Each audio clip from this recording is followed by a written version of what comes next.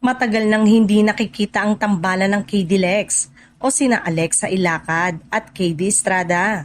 Dahilan para magtanong ang kanilang mga fans kung bakit tila nagkakahiwalay ang dalawa sa screen. Ayon sa mga nakalap na impormasyon, parehong abala ang dalawa sa kani-kanilang solo project. Si Alexa sa hosting habang si KD naman ay nasa entablado sa Bagets, the musical.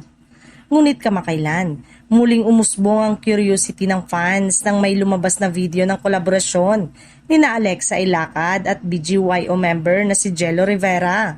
Sa video, makikitang nagsasayaw ang dalawa na agad nagbigay daan sa chismis at espekulasyon sa social media.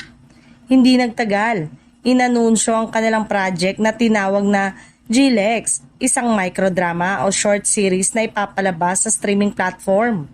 Maraming fans ang natuwa sa bagong tambalan na may ilang pang naghambing sa gagwapuhan ni Jello sa mga Chinese actors sa short film. Gayunpaman, may mga fans na hindi natuwa sa balita.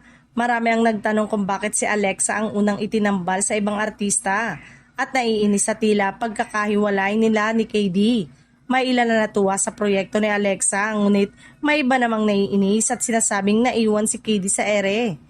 Marami rin ang nagtanong kung eto bang isang simpleng career move lamang o may kinalaman sa totoong buhay nilang dalawa.